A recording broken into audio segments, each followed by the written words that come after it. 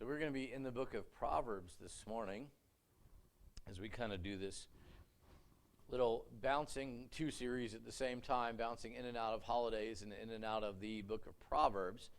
As you turn there this morning, I'd like you to read aloud with me the memory verse that we've chosen for this particular study.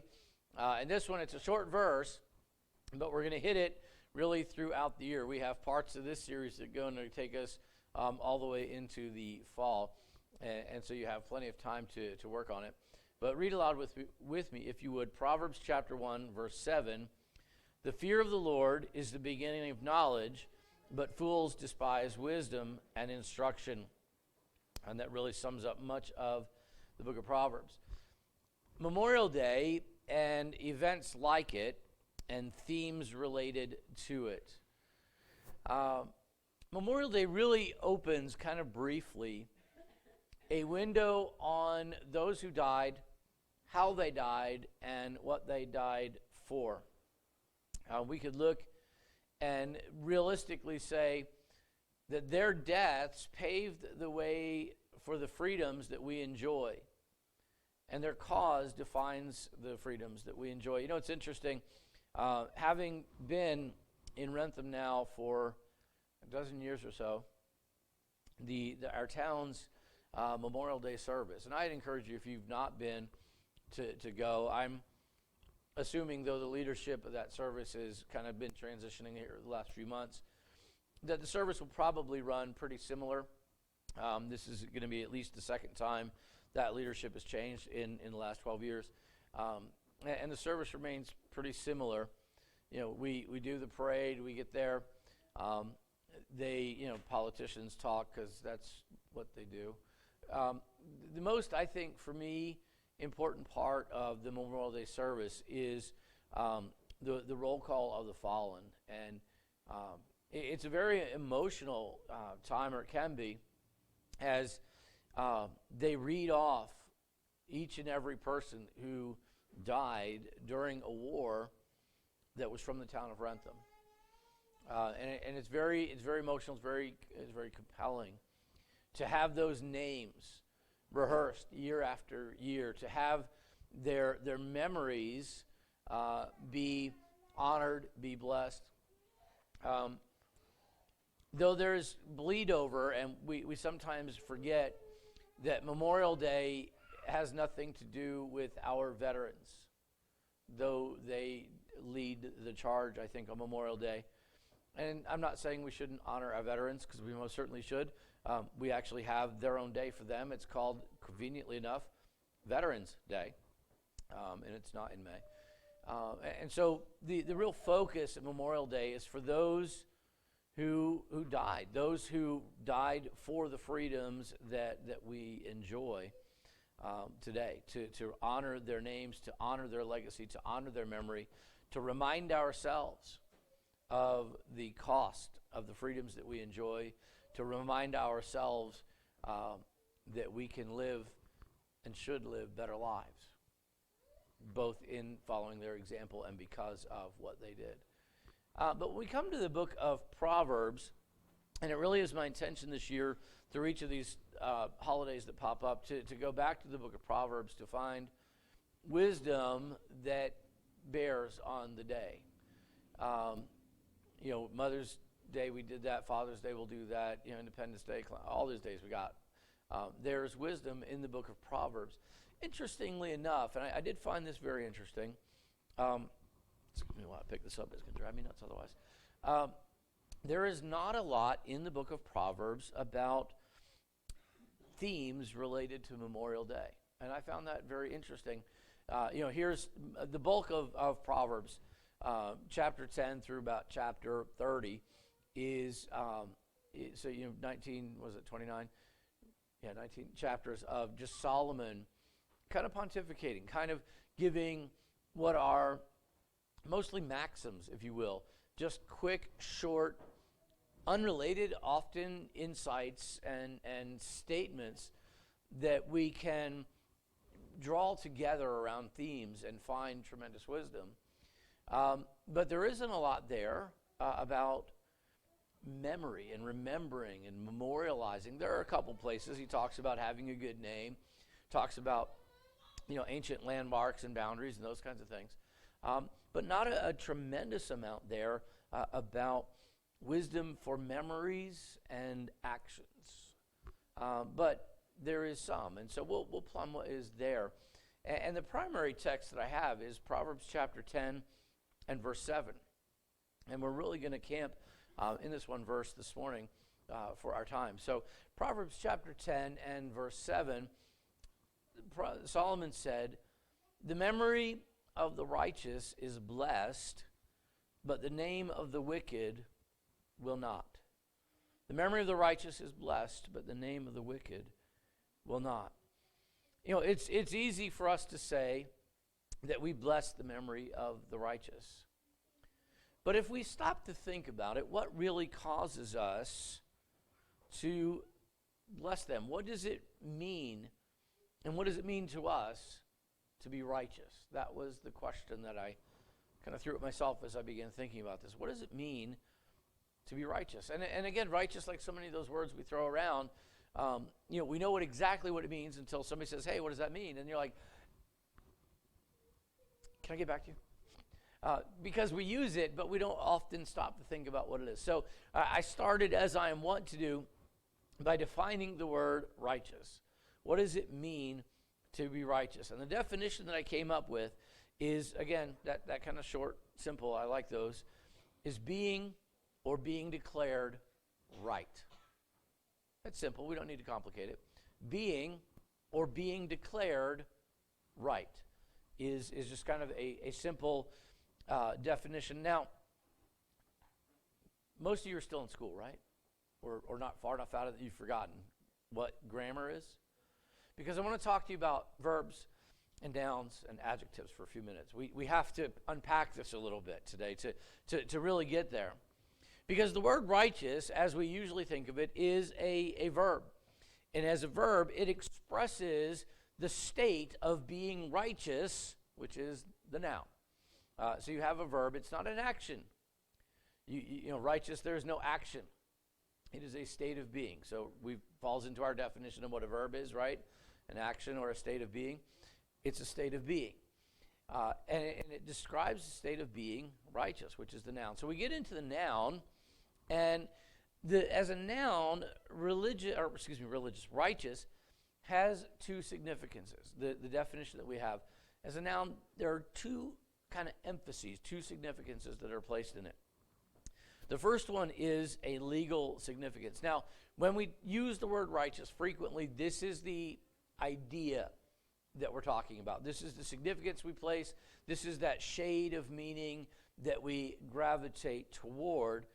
Righteous signifies justice in conformity with the judicial code, the judicial process, the judicial rulings, and the source of justice, God himself. It is that part of being declared right. Closely tied to it is the idea of being justified, which we've defined. Justified just as if I'd never sinned and never will. Righteous is closely associated with that word of being declared in a legal sense by God as being right. Obviously, this is not something we do in our own power. We look at our own lives and say, I am wrong more often than I'm right, but God, through Jesus, looks at me as right. And so you have the legal significance, and that's most of the time what we're talking about. But there is also a relational significance to this word righteous. In its relational significance, righteous signifies faithfulness to another's expectations. Faithfulness to another's expectations. Righteousness embodies all that God expects from his people, and it embodies all that God's people can expect from him. That relational component of saying, in my relationship with God, here's what he expects from me.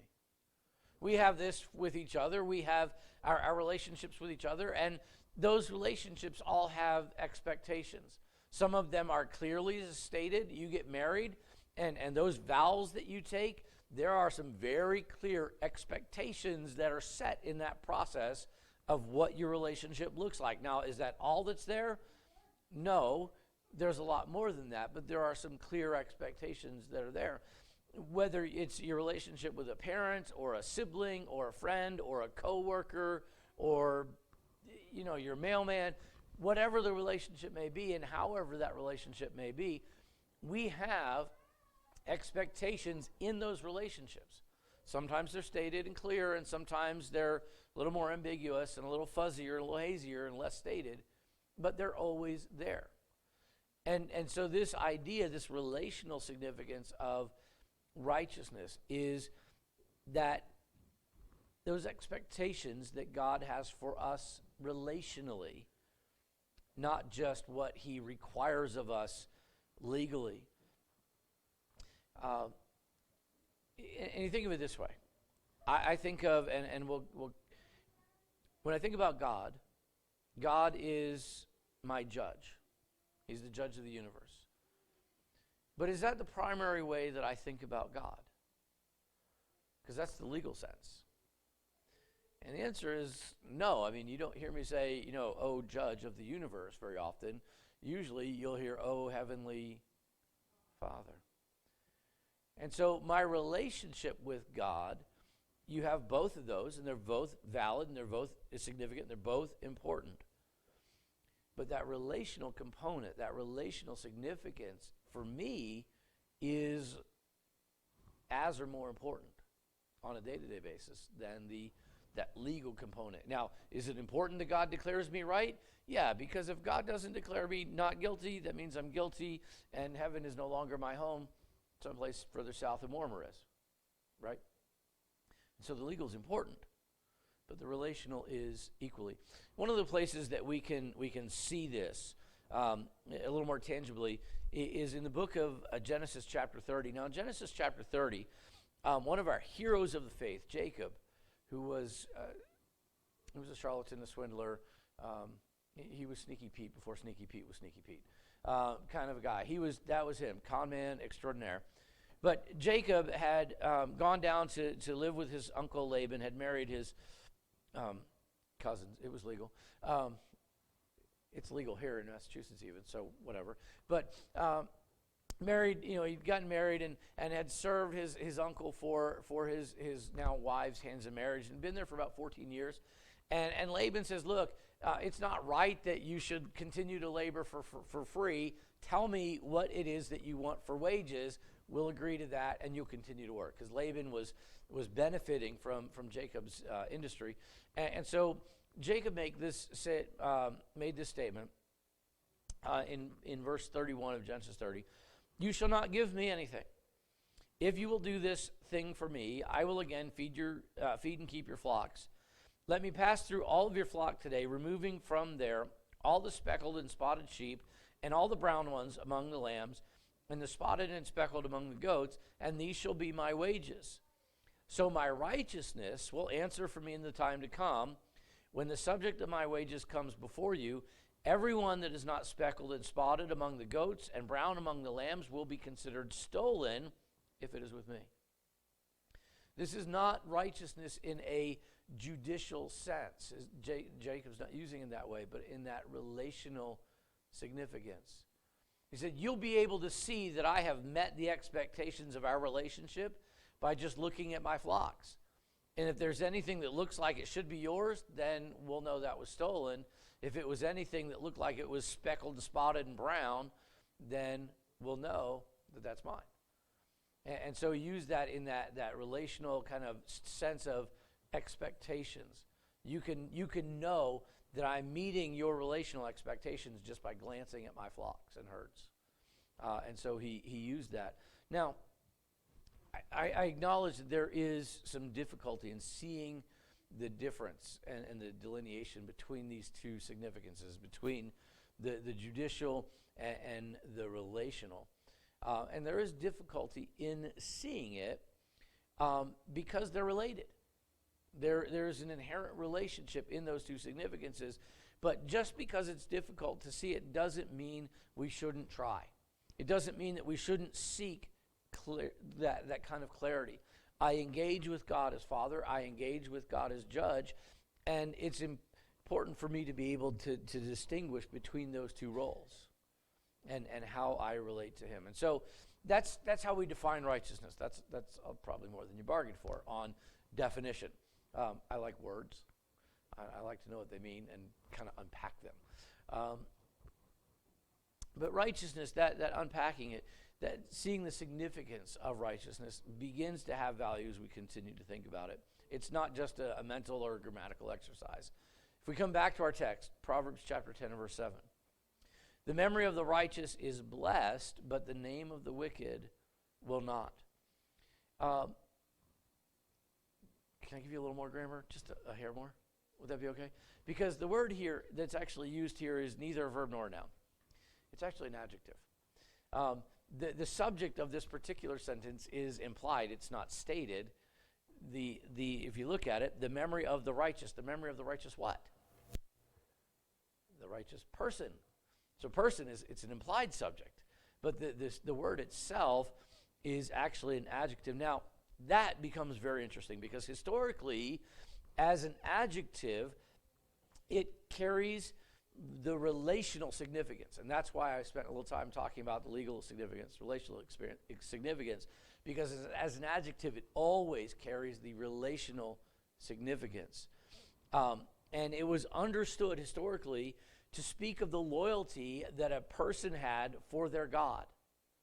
And it was the loyalty that was especially seen in some gift that was given or in some service that was performed. And so when you think about this now, it kind of colors this meaning, the memory of the righteous, the memory of the person who is loyal, the memory of the person who is demonstratively loyal because they have offered some gift or rendered some service. It begins to expand how we understand this righteous to include maybe more people. And it fits perfectly with our experiences on Memorial Day. Because on Memorial Day, we bless the memory of those who were loyal to their country and the cause of freedom. And how do we know that they were loyal to their country and loyal to the cause of freedom? Because they offered their lives in service and gave their lives as a gift. And so it fits with our definition, our understanding of righteous, even though we wouldn't look at everybody that we're going to hear, whose names we're going to hear tomorrow and say, oh, I think all of them were Christians. Some of them may have been. Many of them probably were not. We don't know, and it doesn't really come up in conversation. But what we do know is that we bless their names because they were loyal to their country, to the cause of freedom. They offered their service. They gave their lives. And so it fits with exactly what Solomon is talking about here as righteous, because righteousness derives from loyalty, which then allows us to kind of have a demonstrated standard in righteousness. Loyalty is demonstrated through gifts given and services rendered, and this is where righteousness becomes, righteousness becomes both very measurable and very practical. You ever thought to yourself, I wonder if I'm righteous? Nobody? You've never had that conversation with yourself? Yeah, most people haven't. But when you stop to think about it, if you hear somebody is described as righteous, and you're like, I wonder if that could be me. You know, you hear somebody talking about, as we have through the Bible, God looked at Abraham, and he looked at what Abraham did, and God declared him righteous. And almost in the back of our heads, we could have the question asking, what would God think of me? Would God look at what I do, and would he declare me righteous? Could I look at me and declare me righteous? Now, most days, for the record, I don't. But how would we even know? And it turns out, once we really begin to unpack this definition of righteousness, and we begin to see it in that aspect of loyalty, and we begin to see loyalty as something that's demonstrated through what we offer as a gift and how we serve, we begin to get a tangible measure. Am I righteous? Am I meeting the expectations that God has from me relationally? Well, I can begin to look at that, can't I? I can begin to look at my own loyalty to God. I can begin to look at, what do I offer God as a gift? What service do I render for God? Because if that's how loyalty is measured, and it is. And if that loyalty demonstrates whether or not I'm righteous because I'm meeting those relational expectations, that's a valid question and a valid measure that I can begin to look at. What do I give God? You know, we have the great quote that comes up, ask not what your country can do for you, ask what you can do for your country. How about ask not what God can do for you, but what you can do for God? I know I'm kind of riffing off President's speech there, but it's a worthy riff, I think. What do I offer God? We spend a lot of time thinking about what God offers us, and he offers us much, doesn't he? But to stop and think, now what do I offer God? What expectations does he have of me, and am I meeting them? What do I give God, and what service do I perform for God? And I'm not asking you what you should give or what you should perform. I'm saying, what do you give and what do you perform? And do you think that is adequate to meet God's expectations? I don't know the answer to that question. I can only answer that for me. But as I begin to unroll that as the litmus test, as the measure of my loyalty and the measure of my relational righteousness with God, I begin to get the nagging suspicion that I might be a little wanting.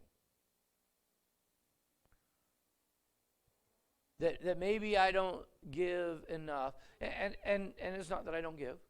Maybe I don't serve enough, and it's not that I don't serve. But what's enough? I'm not sure. The only thing I have to really judge and measure and gauge enough by is the other side of this relationship, and I begin to think, what has God given me? And what has God done to serve me? And the answer is extraordinary, mind-boggling, because God has given me much and God has served me greatly. I don't think my gifts and service are quite up to his. And the good news is he knows that and he doesn't expect that. But you think of it in that context, what has God given me? What have I given God? How has God served me? How do I serve God? And it becomes apparent for us because we have ways to check this, to quantify this. You can look at your checkbook or your bank statement, because most of us don't keep checkbook anymore, but you can look at your bank statement and you can see what you've physically given to God.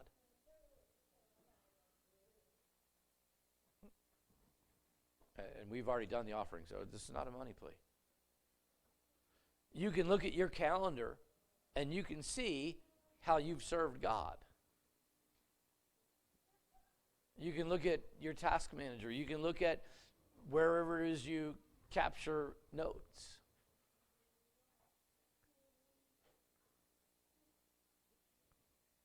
And if it weren't for children running around, it would be uncomfortably quiet in here. Because this is getting real and painful in a hurry. At least it is for me. How much do I give? How much do I serve? Do I think it meets the expectations that God has in our relationship? Am I really loyal? Am I really righteous? Or do I really have work to do? You see where the definitions become very important. I lead with the boring grammar stuff because this is the hard work once we do that. And so we have righteous demonstrated as a measure, but then righteous also becomes a practice that guides us, because once we have ascertained, I don't give enough, I don't serve enough, that's rectifiable. I can fix that. You know how I fix those two things? This is going to be rocket science. I give more and I serve more. Complicated stuff. Once we have a measure and we find that we're not meeting that measure, we have actual stuff that we can begin working toward. If I look at how much God has blessed me, and I look at what he has given me, and then I look at what I give him, and I say, I don't think I'm giving enough, it's not hard to know then the fix is just to give more. If I look at how much God has served me, and then I look at my calendar, my task manager, and I look at my notes, and I say, I don't seem to serve enough. I don't think I'm meeting what God should reasonably expect from me in this relationship. Then I can look at that and I can say, well, then I'm going to serve more. It's not a overly complicated, but it does give us clarity in definition. It gives us clarity in practice to know what we need to do, how much we need to do. And it's going to vary for each and every one of us. I can't say, and it's great to say, one of the great things that we do with money, as long as we're talking about it, let's talk about it. Over the years we talk about tithing, and tithing is great. It's a great place to start.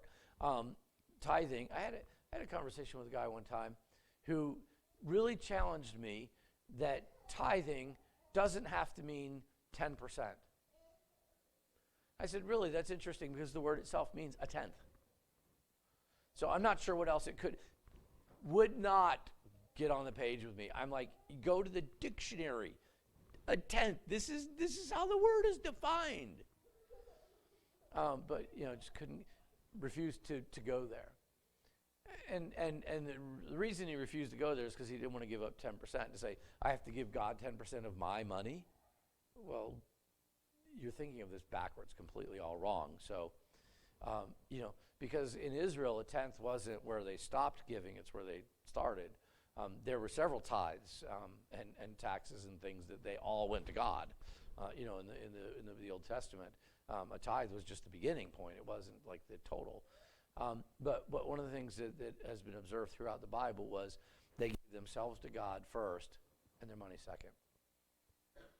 The giving to God is not necessarily you need to write a bigger check on Sunday mornings. Honestly, I don't care because that's really not why we give. We give ourselves to God, and then we give to God whatever comes to hand to give him. For you, it may be 10%. For you, it may be 5%. For you, it may be 20%. I'm not here to tell you what's the right number. Just here to remind us that God has given a lot. And relationally, he expects us to give in return. That God has served a lot, and I can't tell you how many hours that should be. How many hours are there in a week? Somebody quickly. 168. I just see if anybody else had that number handy. But if you were to tithe of your time, how many hours would that be a week? Tithe is 10%, 168 hours. 16.8. You say, what's 0.8 of an hour? It's like 40 minutes. So, using the same principle, how much time has God served me this week? How much time have I served God this week? And we begin to see some disparity. And I'm not saying you should say, I'm going to dedicate 16.8 hours of my week to serving God. And that would include like your prayer time, devotional time, and however else you define it. It's not for me to say. Maybe it's 5%, maybe it's 20%. I don't know.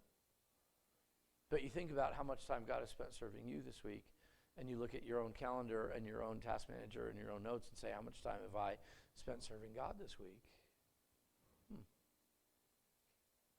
Did I meet what he should reasonably expect relationally or not? And I think what we find is that most of us have a little bit of work to do. And that's okay. As long as we're aware of it and working on it, I think God relationally has his expectations satisfied. God knows going into this deal that he's going to give a lot more than he gets. That's his deal, and he's fine with it. But I don't think he expects to be ignored, and I don't think that he should expect to be ignored.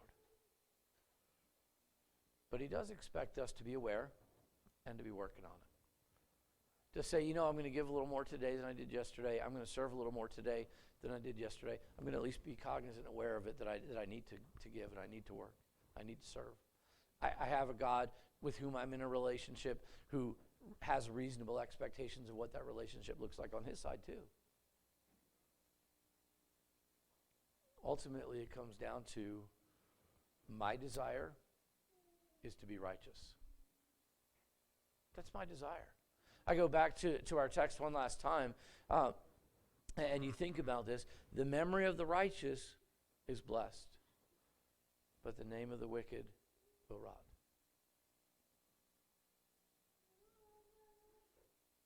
At the end of this, my name is what I have. What bank account I have will not long be remembered or even known. I'm fine with that. What service I've rendered may or may not be remembered or known. But what I'd like is, in a few years, in a few decades, to not be absolutely forgotten. The name of the righteous is blessed. I want to be righteous. I want to be blessed. I want to be remembered. And it turns out in our society today that godliness and the virtues that flow from it are still desirable. People don't want God necessarily, most of the time. And they certainly don't want the expectations that he might have to be beholden in their lives. They just don't want to be answerable to that. But when they meet people who are genuinely godly, and I don't mean legally godly and beating everybody up with their Bibles. I mean people who are genuinely godly, who genuinely reflect God in their lives. That even today, in an increasingly godless culture, people value that.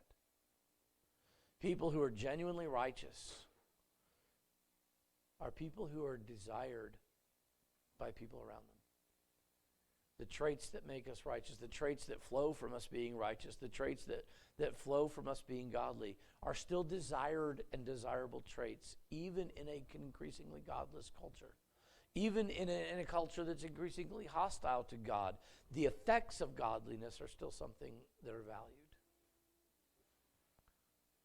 And who but the godly can demonstrate them? So let righteousness, as we unpack it and think about it, be a measure and be a standard that we seek to practice. To give more, to serve more, to be righteous, to be loyal. And let God actually be in this relationship with us and satisfied with us as much as we are with him. It's a different way to think about our relationship, but not a bad way. Father, we thank you that you love us. Lord, I thank you personally that you love me even though I so often do not keep up my end of the bargain.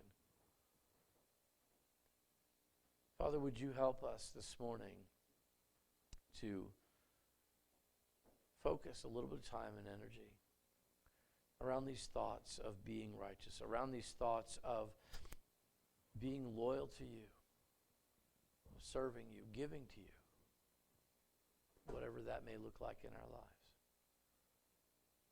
May we be motivated by the love that you have for us, by the gift that you've given us, by the service that you've rendered for us. Thank you in Jesus' good name.